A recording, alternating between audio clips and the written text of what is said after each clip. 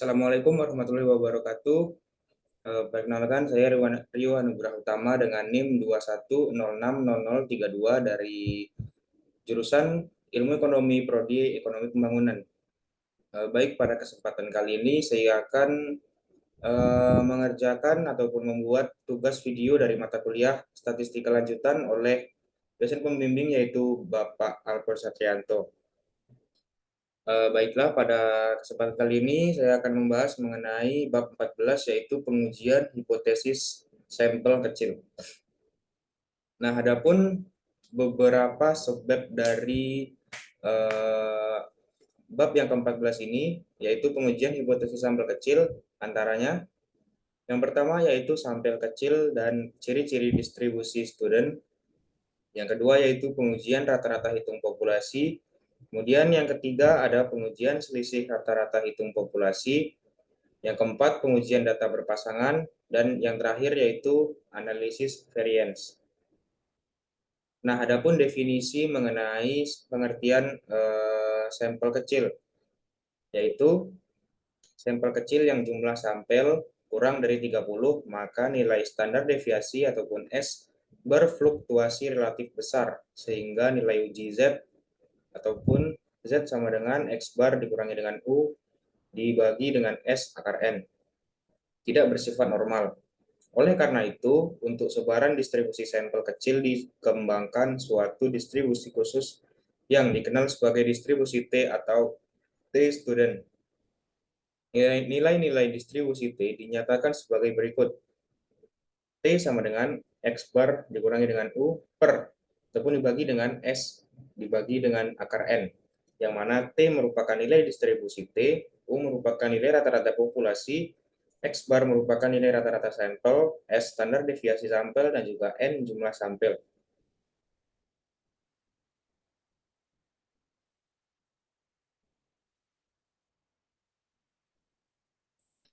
Kemudian yang kedua ada ciri-ciri distribusi T student. Yang pertama yaitu distribusi T student seperti distribusi Z merupakan sebuah distribusi kontinu di mana nilainya dapat menempati semua titik pengamatan. Kemudian ciri-ciri yang kedua yaitu distribusi T student seperti distribusi Z berbentuk genta ataupun lonceng dan simetris dengan nilai rata-rata sama dengan 0. Kemudian yang C ataupun yang ketiga, distribusi T student bukan merupakan suatu kurva seperti kurva Z, tetapi keluarga dari distribusi T. Setiap distribusi T mempunyai rata-rata hitung sama dengan 0, tetapi dengan standar deviasi yang berbeda-beda sesuai dengan besarnya sampel N. Ada distribusi T untuk sampel berukuran 2 yang berbeda dengan distribusi untuk sampel sebanyak 15,25 dan sebagainya. Apabila sampel semakin besar, maka distribusi T akan mendekati normal.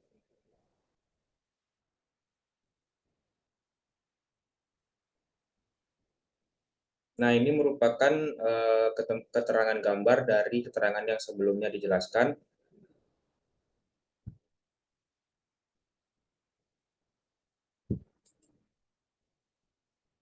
Kemudian ada juga perbedaan antara skala Z dan juga skala T. Berdasarkan gambar ini dapat disimpulkan bahwa skala Z, daerah penolakan H 0 taraf nyata 5%, terdapat 1,65. Kemudian sedangkan skala T, distribusi T, V-nya sama dengan 9, maka daerah penolakan H 0 taraf nyata 5%, yaitu pada titik 1,833. Kemudian sebab yang kedua yaitu pengujian rata-rata hitung populasi. Adapun tahapan menguji rata-rata hitung populasi dalam sampel kecil, yang pertama yaitu merumuskan hipotesis 0 dan hipotesis alternatif. Yang mana hipotesis 0 ialah H0 dan juga hipotesis alternatif ialah H1. Kemudian langkah yang kedua yaitu menentukan taraf nyata apakah 1%, 5%, atau pada taraf lainnya, serta mengetahui titik kritis berdasarkan pada tabel T student. Kemudian tahap yang selanjutnya yaitu menentukan uji statistik dengan menggunakan rumus uji T. Dan yang selanjutnya yang keempat yaitu menentukan daerah keputusan, yaitu daerah tidak menolak H0 ataupun hipotesis nol, dan juga daerah menolak H1 atau hipotesis alternatif. Kemudian langkah yang terakhir yaitu mengambil keputusan untuk menolak dan menerima dengan membandingkan nilai kritis taraf nyata dengan nilai uji T. Kemudian sebab yang ketiga yaitu pengujian selisih rata-rata hitung populasi. Adapun rumus dari variance gabungan adalah S kuadrat T sama dengan N1 dikurangi dengan 1 dikalikan dengan S1 kuadrat, kemudian ditambahkan dengan N2 dikurangi dengan 1 yang dikalikan dengan S2 kuadrat, kemudian dibagikan dengan N1 plus N2, kemudian dikurangi dengan 2. Dan kemudian uji T menjadi T sama dengan X bar 1 dikurangi dengan X bar 2 dibagi dengan akar S kuadrat T dikalikan dengan 1 dibagi N1 plus 1 dibagi N2. Nah, adapun penjelasan mengenai simbol-simbol yang ada dalam rumus ini ialah yang pertama T merupakan nilai distribusi T, kemudian X bar 1 merupakan nilai rata-rata sampel yang pertama, X bar 2 merupakan nilai rata-rata sampel yang kedua, kemudian ada juga S kuadrat P yaitu penduga variance gabungan populasi yang mana pada S2P ini akan kita dapat pada rumus yang sebelumnya. Kemudian N1 merupakan jumlah sampel populasi pertama, N2 merupakan jumlah sampel populasi kedua, S1 kuadrat merupakan variance sampel pertama, dan juga S2 kuadrat merupakan variance sampel kedua. Nilai pembagi pada variance gabungan yaitu N1 ditambahkan dengan N2 dikurangi dengan 2 juga merupakan derajat bebas gabungan antara dua sampel. Sedangkan untuk satu sampel derajat bebasnya adalah N dikurangi dengan 1. Kemudian subbab yang keempat yaitu pengujian data berpasangan. Nah, adapun pada sebab ini menguji hipotesis pengamatan berpasangan. Uji statistik untuk pengujian hipotesis data berpasangan dinyatakan sebagai berikut. T sama dengan D bar dibagi dengan SD dibagi dengan akar N. Kemudian standar deviasi SD dirumuskan S sama dengan akar E D kuadrat dikurangi dengan E D kuadrat dibagi dengan N dibagi dengan N kurang 1.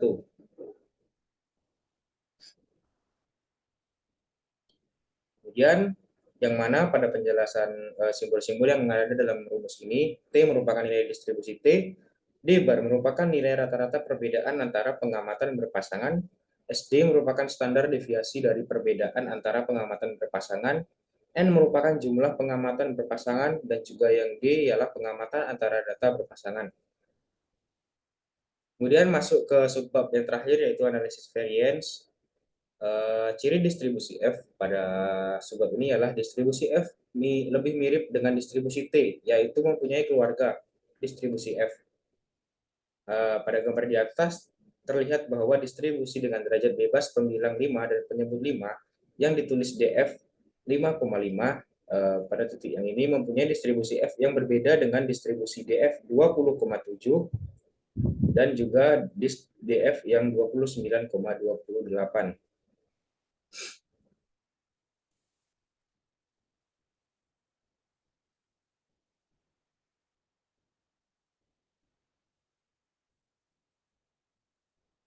Kemudian ciri yang kedua yaitu ialah distribusi F tidak pernah mempunyai nilai negatif sebagaimana pada distribusi Z.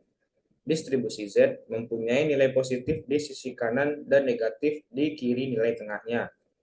Distribusi F seluruhnya adalah positif atau menjulur ke positif ataupun positively scaled dan merupakan distribusi kontinu yang menempati seluruh titik di kurva distribusinya.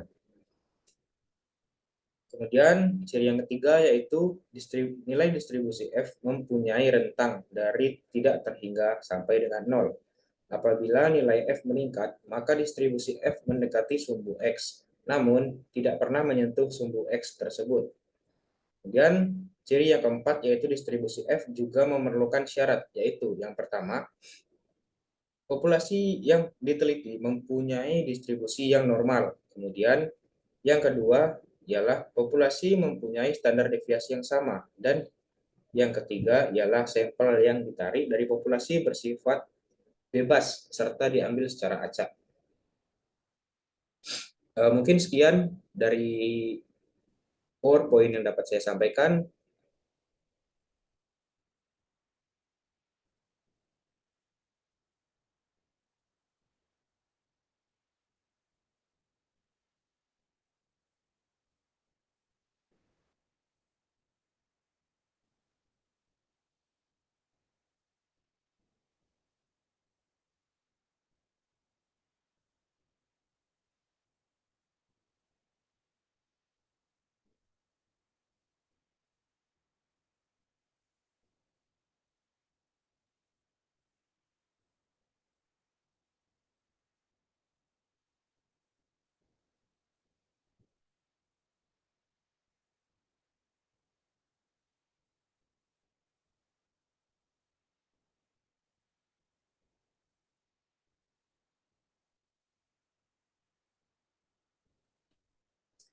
Untuk selanjutnya saya juga telah menemukan sumber lain mengenai bab 14 ini, yang mana penjelasan ini telah ditemukan di Google. Pada PowerPoint yang ini memiliki subbab yang sama, namun dalam PowerPoint ini terdapat beberapa hal yang tidak dijelaskan pada PowerPoint yang sebelumnya.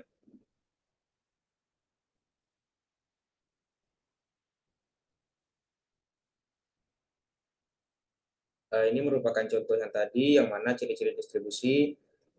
Yang pertama, seperti Z merupakan sebuah distribusi kontinu di mana nilainya dapat menempati semua titik pengamatan.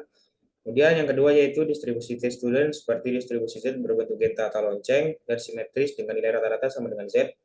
Kemudian yang ketiga yaitu distribusi T-student bukan merupakan satu kurva seperti kurva Z, tetapi keluarga dari distribusi T. Setiap distribusi T mempunyai rata-rata hitung sama dengan 0, akan tetapi dengan standar deviasi yang berbeda-beda, sesuai dengan besarnya sampel N.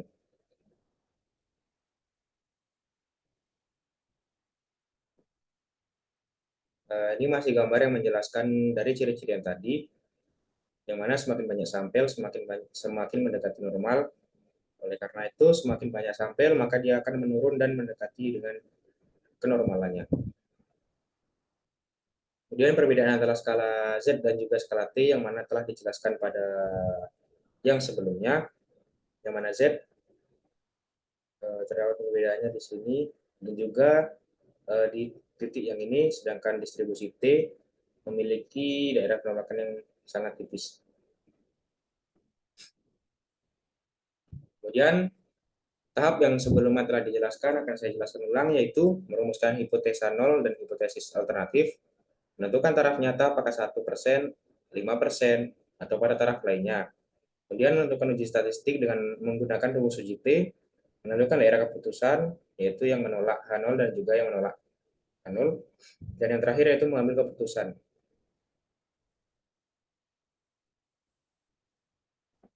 Nah, adapun contoh soal yang pada PowerPoint sebelumnya tidak ada, maka akan saya contohkan pada PowerPoint yang ini, yang mana contohnya ialah selama bulan Juli, harga saham penutupan perusahaan berbasis pertanian di BEJ adalah sebesar Rp2.966 per saham. Untuk melihat bagaimana kinerja 17 saham perusahaan berbasis pertanian, maka dilakukan survei dengan mengambil 4 sampel yang terdiri dari 1 sampel dari perusahaan pangan, kemudian 1 perusahaan perkebunan, 1 peternakan, dan juga 1 perikanan. Dari 4 perusahaan tersebut diketahui bahwa harga rata-rata sahamnya mencapai Rp2.603 per lembar dengan standar deviasi 1.397. Pada taraf nyata 1%, apakah harga saham perusahaan berbasis pertanian mengalami penurunan atau perbedaan selisih yang terjadi karena faktor kebetulan saja? Nah, adapun solusi dari soal yang sebelumnya dapat kita lihat pada slide yang ini, yang mana tahap yang pertama ialah perumusan hipotesa H0 U-nya lebih besar ataupun sama dari 2.966, Kemudian H1-nya ialah lebih kecil dari 2.966.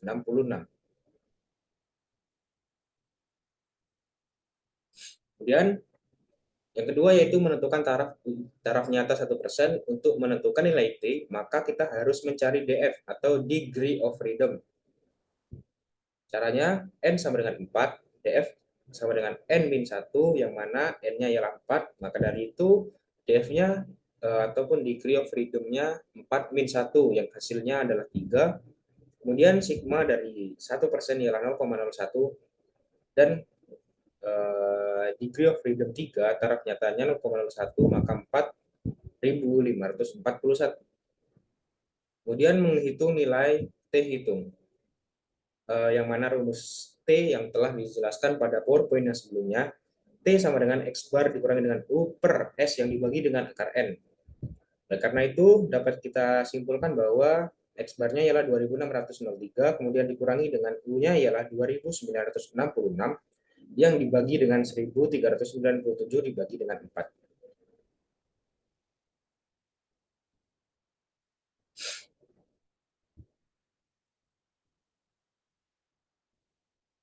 Kemudian masuk ke contoh soal yang kedua, yaitu pada liburan tahun 2011 banyak pelajar berlibur ke Jawa Tengah dan juga Jawa Timur. Oleh sebab itu, PT KAI mempersiapkan kereta eksekutif jurusan Cirebon, Yogyakarta, dan juga Surabaya sebanyak 24 buah. Harga rata-rata tiket sebesar 253.000. Untuk mendorong para pelajar dan konsumen KA, maka diberikan diskon. Setelah kebijakan tersebut dilakukan, kemudian dilakukan survei terhadap 16 jenis tiket. Ternyata harga rata-ratanya mencapai 212.000 dan standar deviasinya ialah 46.000. Apakah penurunan tarif tersebut berbeda nyata dengan tarif sebelumnya pada taraf 5%? Sehingga cukup berarti bagi konsumen, terutama pelajar, untuk menikmati perjalanan dengan KA eksekutif. Nah, rumus dari variance gabungan yang mana ialah S kuadrat P sama dengan N1 dikurangi dengan 1, S1 kuadrat ditambahkan dengan N2 min 1 dikalikan dengan S2 kuadrat dibagi dengan N1 plus N2 dikurangi 2. Dan begitu ialah rumusan ini.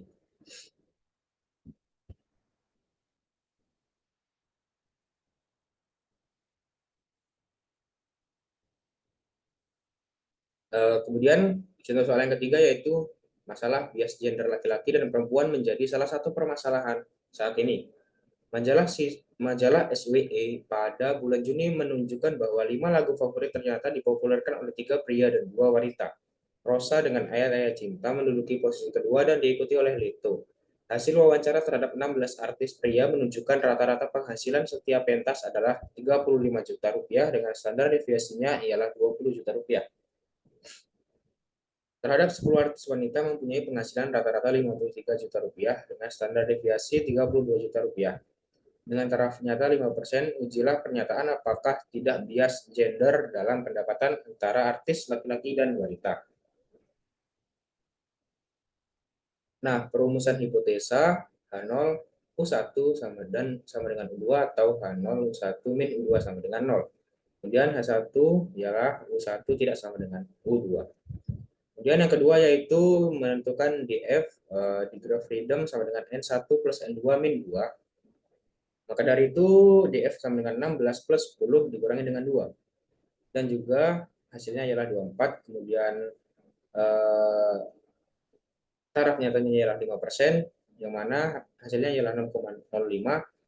T pada tabel 2,064. Kemudian melakukan uji statistik eh, S2P, S kuadrat P mendapatkan hasil 634 dan juga T-nya ialah min 1,7.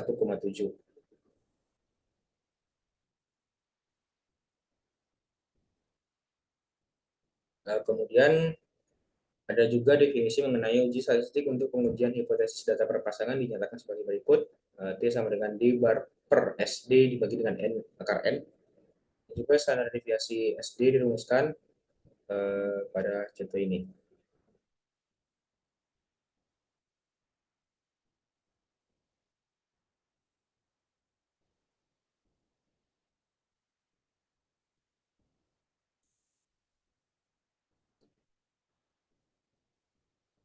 Mungkin sekian yang dapat saya sampaikan mengenai bab 14 ini, pengujian sampel kecil.